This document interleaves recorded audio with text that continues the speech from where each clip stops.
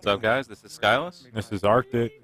We're going to be bringing you commentary from the finals of the Uber Entertainment 6v6 tournament for Monday Night Combat. This is actually the second tournament, but it's the first team official type tournament. It was 16-man. They closed it off, so hopefully you guys enjoy this gameplay. Yeah, and again, this is the finals. In order to get here, both teams went through 3 rounds of single elim tournament. 16 teams total. Yep. Shout out to Nexi. They tried. They failed. Hard. Actually, we didn't have the money ball drop on our team the entire tournament. So yeah, the closest team was actually the first team that we played. It was a Kaiser IP's team. I don't know who else was on it. I can't remember. All right, so starting off, we have 1 support, 1 tank, 2 snipers, a gunner, and that's all we got. An assassin, I'm sorry. Which we're trying to get top ring control off the get-go, because that's all that's really important on Steel Field is holding this middle room. Yep. And you hold the middle room by holding the top ring. So off the start, we're just calling out people and working to clean everyone up, pushing them back into their base when possible. Which is what I ended up doing on the right there, is making sure he couldn't get out at all. And I feel like he probably made a mistake, because if he had taken the lift up to top, he would have gotten to that circle a lot quicker than going around that way. Right. Position-wise, you have Alex and Scally North playing the left side of their base with the sniper. He throws on freeze traps. And he throws on freeze traps. Right here. For that jump up there. As you can see, Fojib's onto that, though, and he is boosting before he lands on it, not get frozen. Right. The gunner, which is Phobos, is also playing up there. Now I got shotgun in the back. But he's playing right side. And while you'll see me heal Phobos, our gunner, a lot, I don't really stick to him like some people do in matches like this. Right. Like on the other team, their gunner sticks to A-Spence all, or is it A-Spence? Yeah, A-Spence. He sticks to A-Spence all game. A-Spence has the #1 kills in Crossfire, is that correct? I think so. He was the second legit 99, I believe. Right. So behind Fojib. Behind Fojib. So we're playing a couple of 99s in this, and then a bunch of other high levels.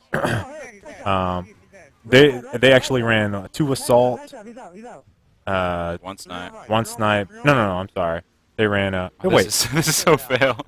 I spent 24 seconds killing this thing. And I thought I could. Yeah, if you guys trying to learn from this, don't do this. Yeah, he needs to be helping the team, not focusing on that bot. Yeah, I completely overestimated how quickly I could kill it, and ended up spending way too much time killing. I should have just let it run past. That was sad.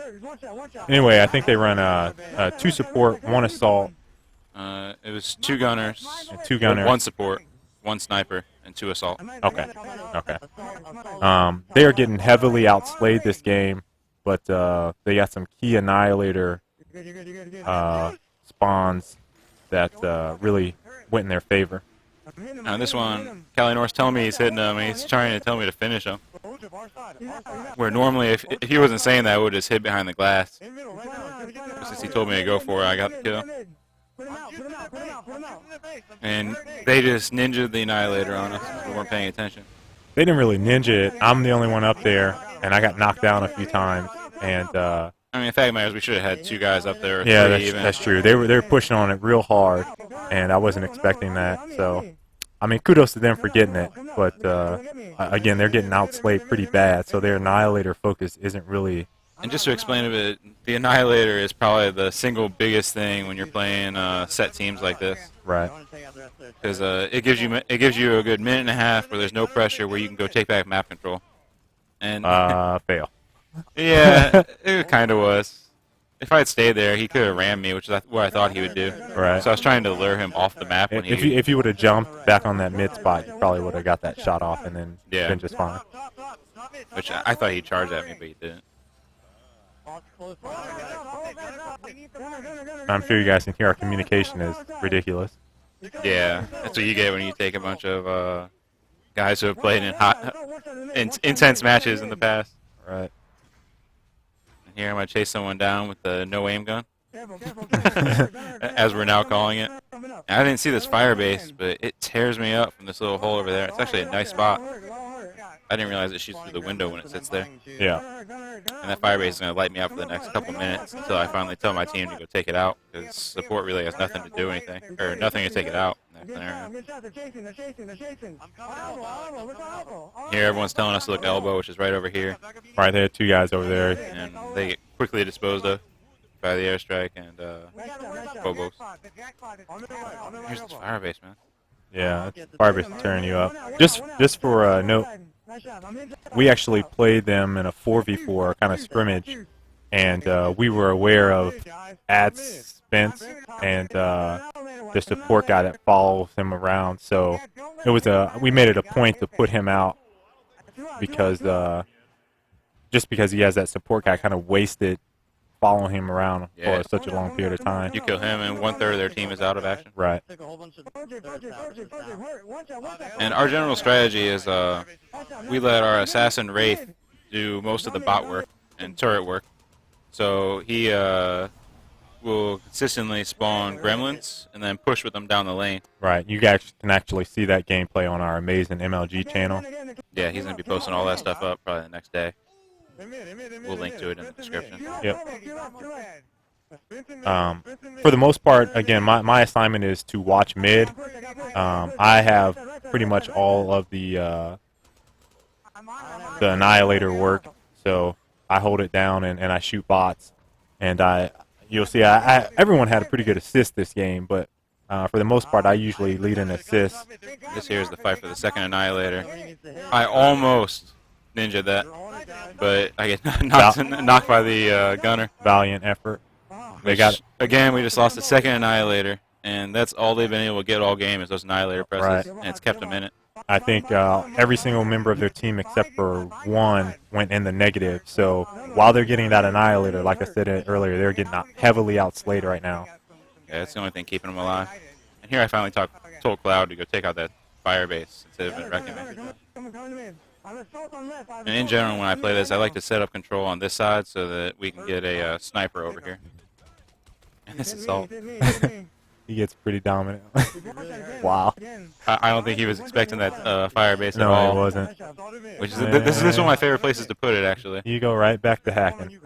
But we made a nice key adjustment here, late game, which you guys will see, so we can get that final Annihilator pressed. And yeah, it became real apparent, even after the first Annihilator, that in order to win, we were going to need to get that pressed. Right. I mean, that second time that they got it, they had 2 guys in there. The first time, they just had Phojib. So we figured they were just going to try to go all out and just get the Annihilator. So we set up for it. Yeah, and Phobos is actually going to suggest I put my fire base in mid. Just make sure we get this next press so we can finish this game. Because really, it's the only thing keeping us from winning at this point. And in general, you want to control the Annihilator on any map. Yeah. And here, Phojib's going to try and get rid of the fire base. So he's going to... first, that gunner gets dominated by that airstrike. So they're trying to take out that fire base. So I think they knew that if that fire base is up, they aren't going to be able to hit that. Which really, the right thing would have been for their support to come over and airstrike it. Airstrike it, yep. But he's pinned down over there, healing his turret for some reason. That and... I think he should have pushed out. Well, here's the thing. I was pegging him, and Yeah, anytime he was, anytime he would move out, And here's a nice little throw. Alex and I were getting him. They can't see the reticule there, so I end up getting the kill on the assault. We got a guy pinned in here. So we just got 3 or 4 kills, and now we need to set up control in middle for the next Annihilator press since it's coming up. You know, the funny thing about this is that our setup or our class selection has probably been the most versatile we've seen. Everyone runs like 2 or 3 of a thing. Right. And all we have is 2 snipers, which actually no one else really uses. No. Well, that's because we have 2 excellent snipers. We have like 3 excellent snipers. Yeah. Wraith is a monster Wraith with is the a snipe monster, too, but yeah. we made him play assassin. So you see that I juiced there. Skyllus had his fire base. And Phojib didn't know what to And do. Phojib didn't know what to do. So now we're completely set up as far as I'm concerned. They're just getting lit up on the ring. We have an easy press coming up, and then we're going to get sets and make the final push into the base. Which they're actually going to almost get me on the button press. As you see a gunner just come flying at me. Lucky you have that little purple bar down there. Yep, the safety buffer. Oh. And, and while the animation was going, I was mashing those I was mashing those bumpers. That's sick. So at this point, after that press, we're pretty much screaming that it's over and that we're gonna rush. You hear that woo from Alex, got a sick headshot. Everyone's yelling. We know that this is the time to push. Anytime we get an annihilator. And as you saw on the minimap there, the gremlins are in the base and they just took down the ball. If the gremlins, if there's nothing else for them to attack, they'll go ahead and attack the ball. So if you're completely killing everything, then they work real well. But if you aren't getting kills, they're just going to get held up. And at this point, I'm just doing suicide runs on the money ball. So if I get a little bit of damage in it with an airstrike, then it's enough to keep the ball up for another, I think, 30 seconds. We just want to keep consistent damage on that ball so that the shields don't get restored. So. And it worked for us because during the tournament we had 8 times where the ball went down, and every single time it never came up. Right. So once we get the ball down, we consider it over. It's just a matter of persistently keeping damage. And here I see him, but I don't want to fight him. I just want to go in and make sure that ball keeps getting damaged since it hasn't got damaged in a while. Suicide run. He threw his airstrike on it, and then we got another one in there. So. And now it's definitely over. It's really over. Again, they got 2 annihilator presses, and that was about all they did the whole game. If it wasn't for the annihilator, this probably would have been over in about 6 minutes. Yeah, I mean, to me, they needed probably a little bit more character balance as far as classes go, and they needed to switch around that support that wasn't really doing anything except healing. And the sniper just sat in the base. We're really aggressive with our snipers. Yeah, I feel like if the sniper's not at least mid-map, then you just aren't going to be able to do much with them. You're better off going assassin and trying to get map control back. So they're the stats guys. Like I said, they got heavily outslayed. Colin finished 13, 17, and 9. That's nice.